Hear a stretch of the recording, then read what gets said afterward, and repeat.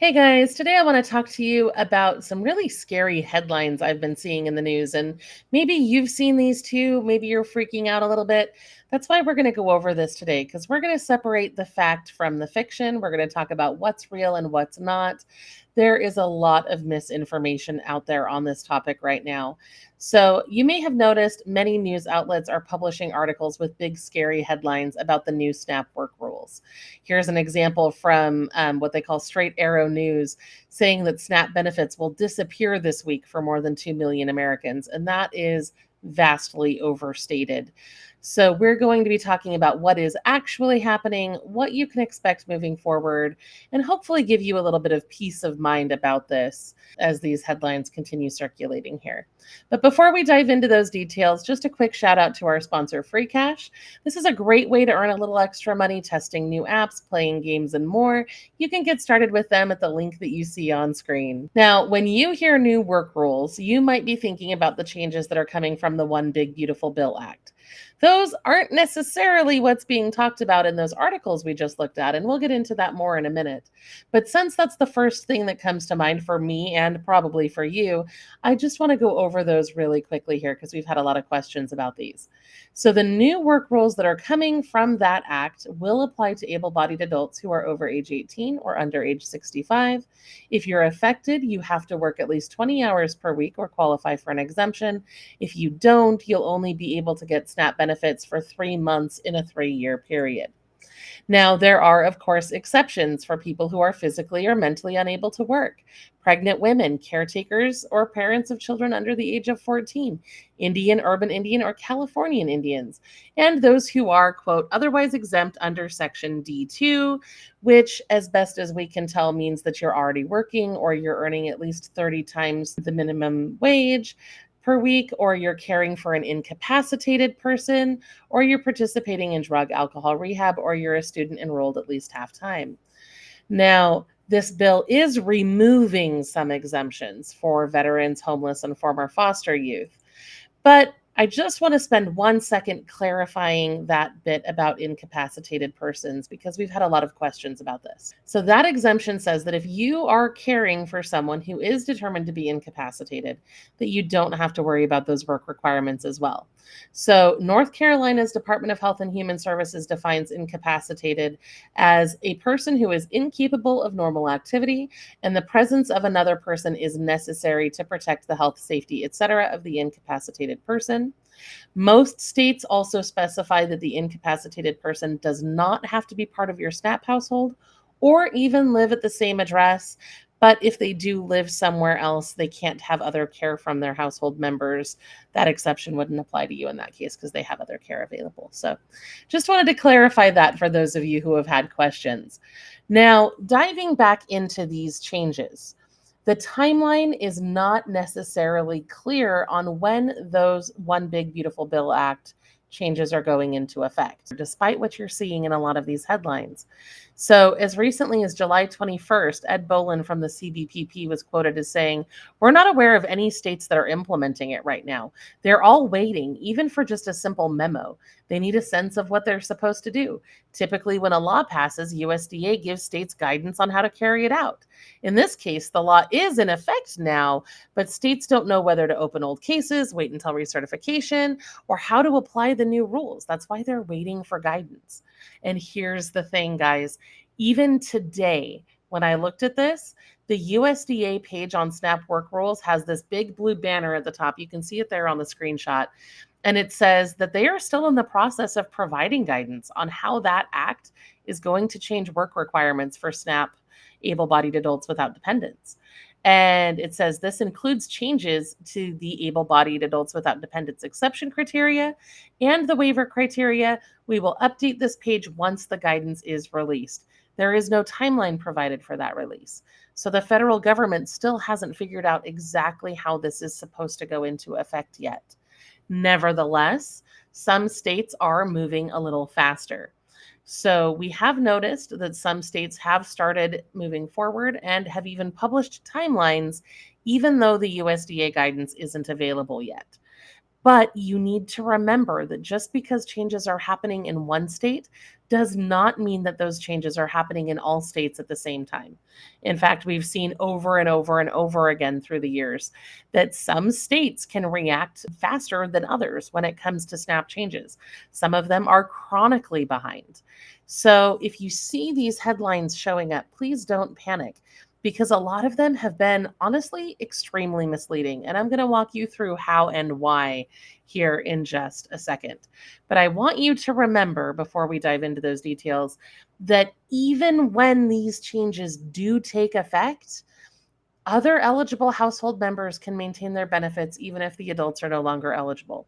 So if you have kids between the ages of 14 and 18 in your household, those kids should still be able to get SNAP, even if the adults aren't able to meet the work requirements and the adults are taken off the case. And remember, affected adults can still receive SNAP benefits for up to 3 months in a given 3-year period. Now, it is not clear whether or not that's going to be counted retroactively. I wouldn't think that it would be because, I mean, until they have the guidance and they have the implementation dates, you're not getting a formal notice.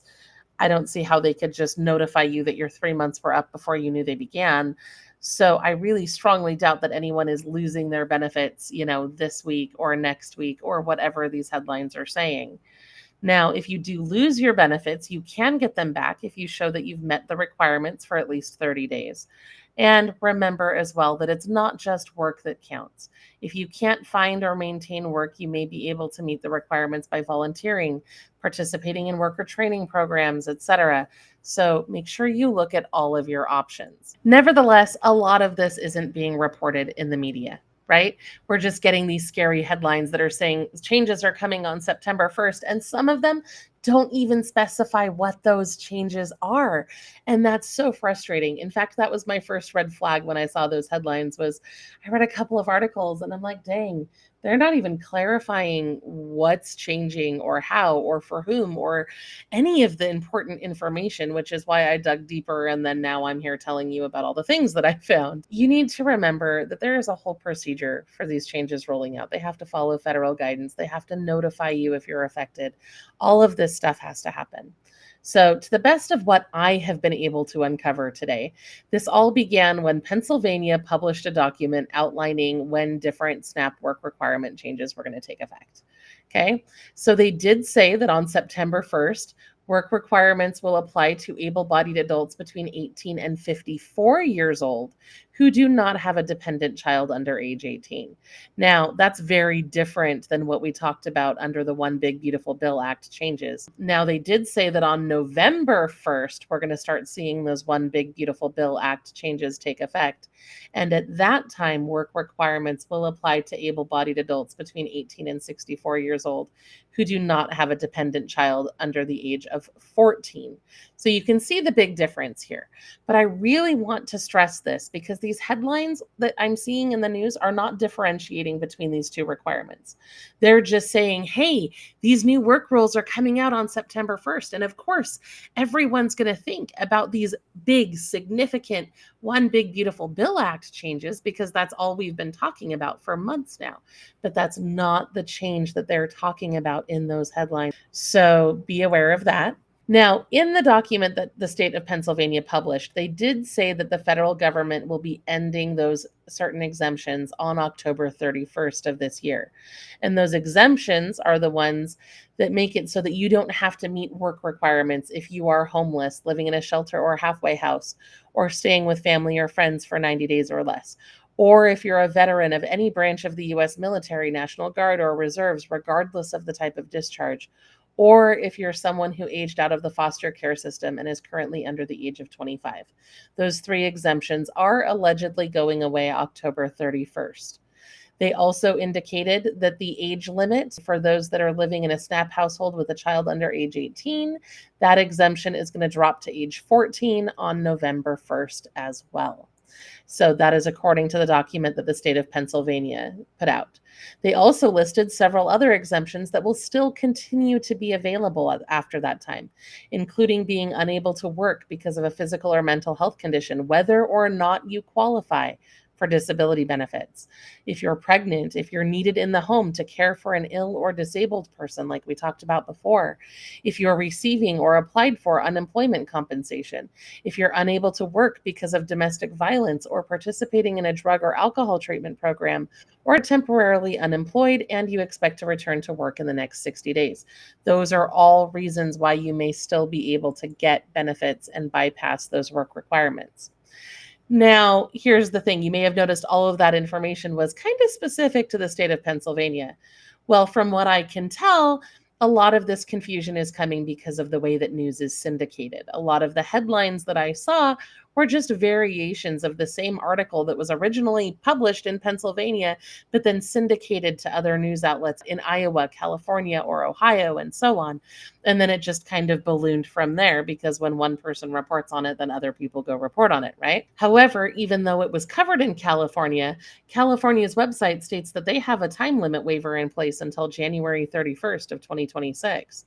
In fact, the only .gov official government resources that I could find for these alleged time limit changes that are going into effect on September 1st were in the state of Pennsylvania and the state of Oregon. And Oregon's website also said that in the September 1st changes were for certain counties where adults ages 18 to 54 who do not have a child under age 18 would be required to meet those work requirements. So again, we're seeing that that September 1st change is not all the way up to age 64, and it's not for parents of kids ages 14 to 18 yet. This is just the old work requirements that are now going into effect in those areas. So do be aware of that. I know it was very confusing. And we also know that this is a changing situation, right? More guidance is going to be rolled out about this. I'm waiting for those USDA releases that are going to outline how this is going to work in other areas. And honestly, there's just a lot changing and a lot that's up in the air right now. So what can you do? First, I strongly recommend that you subscribe to this channel because we will continue to update as this situation escalates and grows. In fact, we have some really important EBT news that we're going to be covering later this week that you absolutely do not want to miss. So if you are not currently subscribed, please do that right now. And the other thing, of course, is to open and read every notice from your state. If you're affected by this, you're going to be notified about it, and those deadlines matter. So make sure that you're paying close attention to any official state mail that comes your way. And then, of course, if you are going to try to get an exception for disability, please make sure that your medical records are up to date. In a lot of cases, you're going to have a medical provider sign off on a medical form, and a lot of doctors won't do that on your first visit necessarily. So if you haven't been following up on your medical conditions, now is a great time to connect with a provider who's going to be able to help you with that if and when that becomes an issue for you. Now, of course, just one final reminder to go check out our sponsor, Free Cash. Like I said, their platform is a great way to earn a little extra cash, testing new apps, playing games, and more. You can check them out at the link that you see on screen, and I will be back soon with more ways that you can save money and get free stuff.